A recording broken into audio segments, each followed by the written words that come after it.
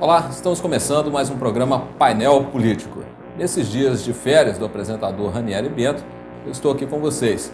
E hoje, especialmente, recebendo aqui o juiz titular da 72ª Zona Eleitoral, doutor Marco Aurélio Abrantes Rodrigues, que vai conversar com a gente sobre essas eleições de 2016, eleições municipais que começam a se organizar de uma maneira mais concreta, o pleito já está se aproximando. Doutor Marco Aurélio, a 72ª Zona Eleitoral responde por qual território aqui na nossa região? Seja bem-vindo. Primeiramente, doutor Dário, bom dia. Sempre uma honra comparecer aos chamados do senhor, advogado sempre muito combativo, muito competente na nossa labuta diária. A 72ª, dentro de Caratinga, há uma divisão de competências e a nossa zona ficará responsável por tudo aquilo, em síntese, que não se tratar de propaganda política. A propaganda é incumbência do meritíssimo juiz da 71ª e todo o resto, como registro de candidatura, prestação de contas, etc., fica sob a nossa incumbência. E quanto ao mais, os municípios de Pingo d'Água, Córrego Novo, Bom Jesus do Galho, enfim. E o senhor vai ser o responsável por conduzir todo esse processo. O que nós temos até agora, nesse momento, o senhor falou aí de Córrego Novo, né? Córrego Novo é uma cidade, um município, né, que precisou fazer aí o cadastramento biométrico, né? Foi isso? Sim, a questão de Córrego Novo, por conta de indícios de fraude, né, de transferência de domicílio eleitoral, inclusive agora, recentemente, com o fechamento do cadastro, pode ser que tenhamos mais algum tipo de problema nesse sentido. Então, a escolha da Justiça Eleitoral foi nesse sentido, foi para tentar evitar esse tipo de fraude. Córrego Novo parece que era um colégio eleitoral maior até do que a população do município, era isso que acontecia lá? Sim, exatamente. Em princípio, isso nada tem de inaudito, porque o conceito de domicílio eleitoral ele é muito mais amplo do que o domicílio civil. Então, às vezes, vínculos comunitários podem justificar o domicílio eleitoral. A pessoa morar num lugar e votar em outro. Isso aí, por si só, não é problema. Sim, né? A raiz realmente é muito ampla. Mas já há um resultado desse cadastramento lá de Córrego Novo, em termos assim de equacionamento desses dados, de população e número de eleitores? Sim, eu não tenho os números exatos para dizer para o senhor nesse momento, mas realmente esse recadastramento foi realizado com sucesso e homologado pelo Tribunal Regional Eleitoral. O colégio eleitoral lá diminuiu? Sim. Isso já é um dado que pode ser divulgado, houve essa diminuição. Sim.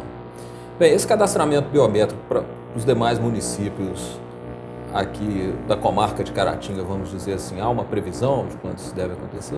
Ainda não nos foi passado nenhum tipo de calendário, né? Houve a possibilidade do cadastramento biométrico de forma facultativa. Certo. Eu mesmo tive a oportunidade de fazê-lo em Belo Horizonte de forma facultativa. Então, em princípio, foi só para poder fazer essas correções, né, no cadastro do eleitorado, mas quanto aos demais municípios não há ainda uma previsão que nos fora passada. Com relação ao calendário eleitoral, nós estamos hoje, mês de maio para junho, qual seria a fase que nós estamos hoje?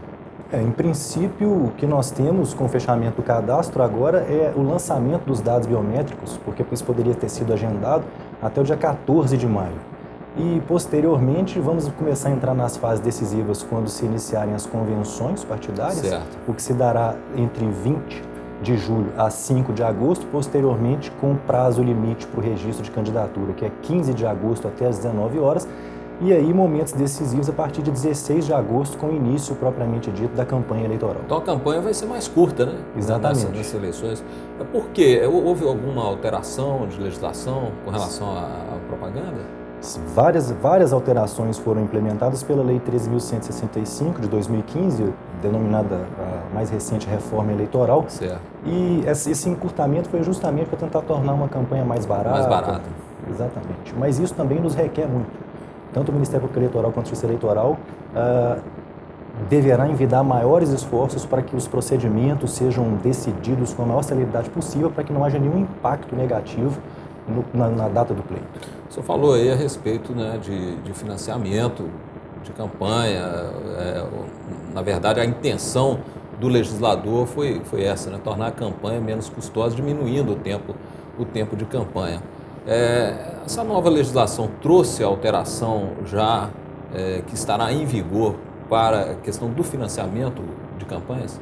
Sim, em princípio foram mantidas aquelas fontes vedadas, né, as fontes proibidas, mas a modificação mais relevante foi a vedação de doação por pessoa jurídica. Empresarial, a chamada doação empresarial. Exatamente. Se mantém por pessoa física, então, em princípio, o candidato vai poder realizar sua campanha com recursos próprios, ou do fundo partidário, ou doações de pessoas físicas. Evidentemente que há requisitos legais para tanto, se o senhor achar conveniente, a gente pode externar. Mas a modificação mais importante foi, efetivamente, a vedação das pessoas jurídicas, uma vez que o legislador fez coro à decisão do Supremo Tribunal Federal por entender essa forma de doação inconstitucional. Inconstitucional. Ou seja, provocaria muitas vezes um desequilíbrio na disputa, né? Essa doação por pessoas jurídicas. Mas por pessoas físicas, o senhor falou aí dos requisitos. Há um limite que a pessoa pode fazer essa doação? Sim. Como é que isso tem que ser declarado? Em princípio, por primeiro é bom destacar que toda e qualquer doação eleitoral ela há de ser precedida de um recibo eleitoral. Porque isso vai ser objeto de prestação de contas e se houver esse desencontro, as contas podem não ser julgadas prestadas ou podem ser efetivamente desaprovadas. E esse recibo eleitoral é um documento próprio da Justiça Eleitoral, não é qualquer recibo. Há um modelo da Justiça Eleitoral, mas é o candidato o incumbido de emitir. Inclusive é uma nova modificação da legislação que o comitê não participa mais dessa prestação de contas, é exclusivamente o candidato. E no tocante ao limite, é 10% do rendimento bruto do ano anterior à eleição. Do ano anterior à eleição. E é muito importante destacar que se efetivamente essa pessoa estiver dentro daquele limite de isenção do imposto de renda, então esses 10%, segundo a jurisprudência assentou, será jogado em cima desse limite de isenção. Do limite de isenção. Bem, isso o financiamento para o candidato, né? O partido poderá ajudar de alguma maneira? Recursos do fundo partidário poderão ser direcionados para o candidato? Sim, como eu disse, recursos próprios do candidato, do fundo partidário ou doações de pessoas físicas. O partido também não pode receber de pessoa jurídica? Não. Então, doação de pessoa jurídica, nesse momento, está absolutamente vedado. Doutor, o senhor, como juiz eleitoral, a partir de um determinado momento desse calendário, vai começar a chegar, né, ao senhor uma série de representações, e o senhor disse que a recomendação da Justiça Eleitoral é julgar isso com a máxima celeridade. Exatamente. O que já é uma praxe também da Justiça Eleitoral há muito tempo, imprimir realmente maior celeridade nesses julgamentos, né? E o senhor vai presidir uma eleição aqui em Caratinga, que é uma cidade de médio porte, mas também em cidades, em municípios que são de pequeno porte, que são municípios menores, onde há uma disputa mais acirrada. Como é que a Justiça Eleitoral orienta os magistrados a se comportar exatamente nesses municípios, onde há um risco maior de enfrentamento, às vezes até de forma violenta? Na verdade, não há um posicionamento recomendado aos magistrados. Na verdade, é próprio da magistratura, a serenidade, o equilíbrio no trato das questões, evitar o confronto ao máximo e tentar tratar efetivamente com base na legislação e de forma igualitária para todos os polos. Exatamente por isso, o magistrado eleitoral ele tem uma diferença muito significativa com relação ao magistrado de competência comum, uma vez que ele é dotado do poder de polícia. Bom, só para o telespectador entender, quando o doutor Marco Aurélio fala que o juiz eleitoral tem poder de polícia, é porque o juiz comum, da justiça comum, o juiz criminal ou juiz civil, ele precisa ser provocado por alguém interessado naquela causa, para ele poder encaminhar o processo, prosseguir com o processo e depois proferir uma sentença. Ou seja, se um juiz da vara criminal, da vara civil, ele presenciar uma irregularidade, ele não pode por si só agir e já iniciar um procedimento com relação àquela situação. E o juiz eleitoral, ele pode fazer isso, né, doutor? Exatamente. O poder de polícia é uma atividade administrativa, isso é importante dizer, porque cabe ao magistrado agir independentemente de representação de quem quer que seja, de provocação, mas é tão somente para cessar aquela atitude ilegal. Exato. Não pode haver nenhuma punição nessa seara. Nada obstante, todo e qualquer procedimento em que eu assim agir, estarei remetendo ao Ministério Público Eleitoral para as providências cabíveis. E depois, o senhor, se tiver que julgar aquele caso, não é considerado suspeito ou impedido, né? De forma alguma. Nenhum Perfeito, impedimento. porque isso faz parte das atribuições do juiz eleitoral. Exatamente. Perfeito. A gente falou, né, de acirramentos, de possibilidades até de algum enfrentamento mais violento, que às vezes acontece. A gente tem uma experiência de eleições no Brasil já vasta, né? O Brasil realiza eleições periódicas de dois em 2 anos e a gente vê as instituições funcionando adequadamente, né? Quando tem alguma convulsão maior, os órgãos intervêm, a polícia age e as coisas vão se resolvendo. Uma coisa que sempre provoca muita dúvida, o que pode e o que não pode, é a respeito de propaganda eleitoral. A Justiça Eleitoral também, ela julga a regularidade da propaganda, não é isso, doutor? Exatamente. É muito vasto o campo daquilo que pode e que não pode ser feito. Em princípio, a regra é a liberdade, então a vedação é exceção que não tiver expressamente proibido. A propaganda é essencial para que o candidato possa levar sua mensagem ao eleitor. Exatamente, por conta da própria finalidade da eleição, ela é própria do Estado Democrático de Direito. Exato.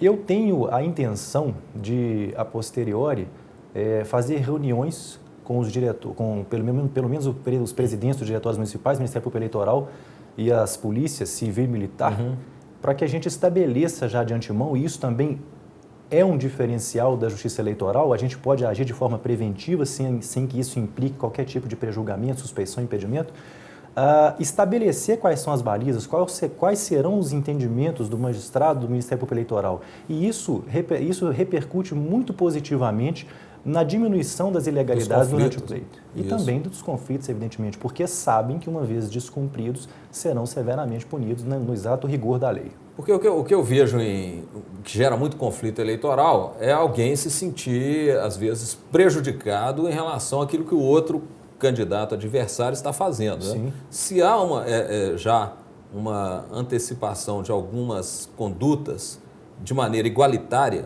né?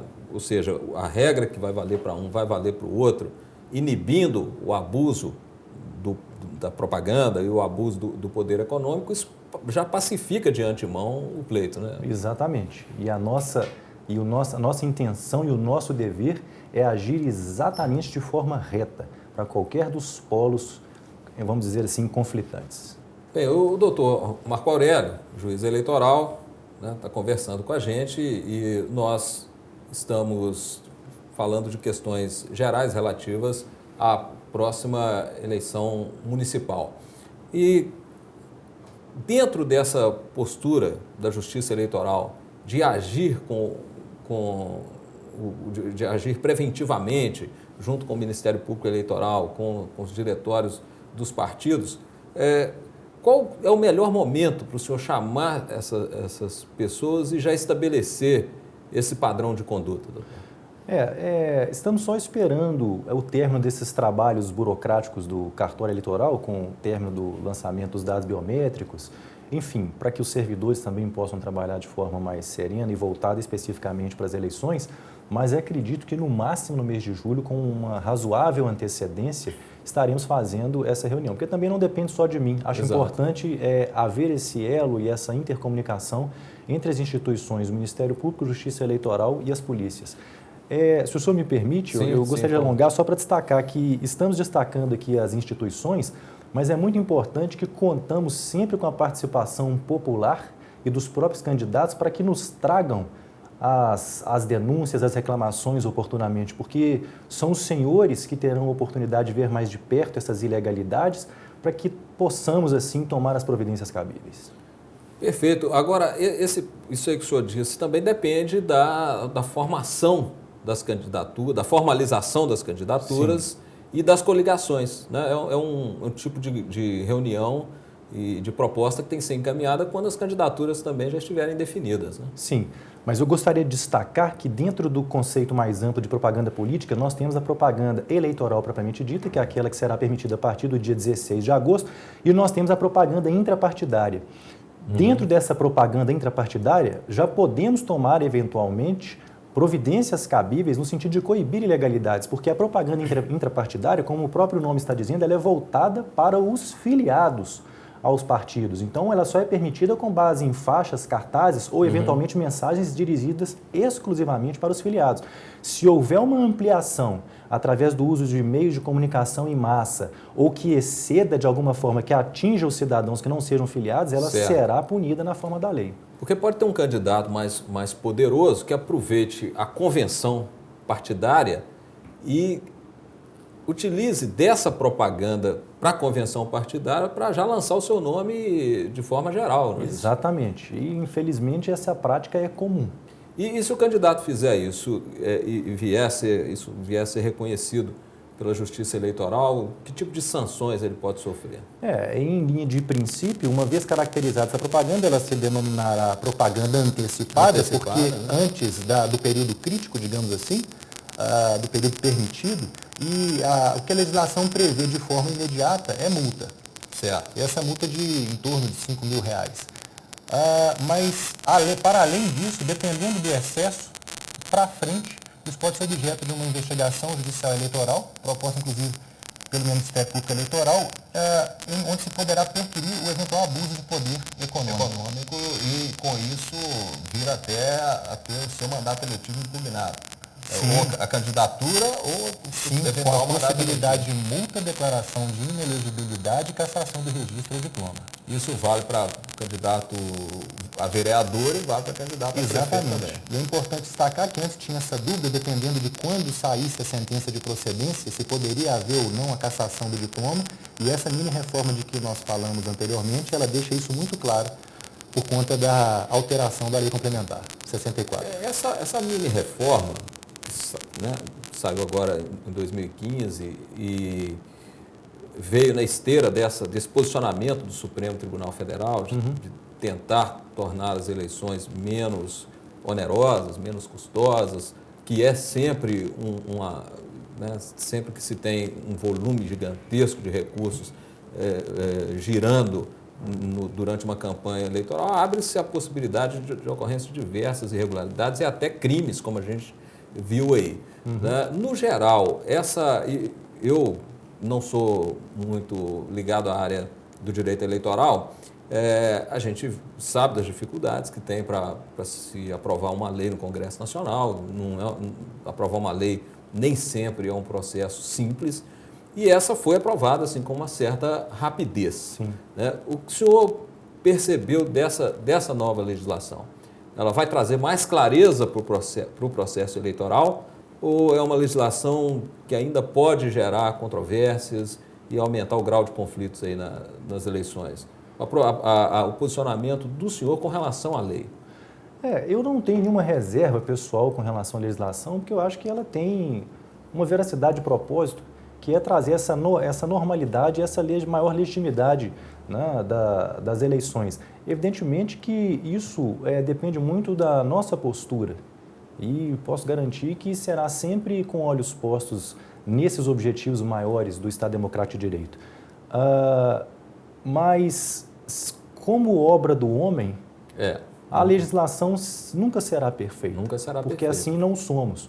Mas, certamente, podemos, o direito em si, a Constituição, os postulados constitucionais nos permitem, em alguns momentos, flexibilizar o rigor da lei e adaptá-lo aos ditames constitucionais. Então, essa própria legislação é a prova disso, que ela simplesmente sacramentou aquilo que os tribunais assentaram. No caso específico, o Supremo Tribunal Federal. Que é a Corte Constitucional, né? Exatamente. Seria o guardião da Constituição, o intérprete mais qualificado da Constituição, de acordo com o nosso sistema constitucional. Doutor, o senhor quando a gente falava de propaganda aqui, o senhor falou a respeito de mensagens, né, enviadas diretamente aos convencionais, no caso da propaganda intrapartidária. Mas já passando para a propaganda geral, a propaganda extrapartidária, o que a gente tem visto nos últimos tempos é o uso cada vez maior das redes sociais, da internet, para que determinado político divulgue a sua atuação. Sim. Né? Vereadores que estão em pleno exercício do mandato utilizam-se hoje mais das redes sociais do que da imprensa convencional para divulgar aquilo que ele está fazendo. E também pessoas que não conseguiram se eleger ou que estão se candidatando pela primeira vez, já construindo ali uma mensagem, construindo uma candidatura através de rede social. Há alguma limitação nesse período eleitoral para o uso, por exemplo, do Facebook, do Twitter ou do WhatsApp, as redes sociais que são mais populares? Sim, em princípio a propaganda da internet ela é ampla, ela pode ser realizada de forma mais extensa possível, só destacando que ela não pode ser paga. Certo. E por outro lado, no caso de mensagens, né, dirigidas por e-mail, por WhatsApp, enfim, ela tem que ser realizada de uma forma que permita ao cidadão não mais recebê-la. Ou seja, se o sujeito quiser bloquear aquela mensagem, ele tem direito. Tem que ser possível, sob pena de caracterizar irregularidade.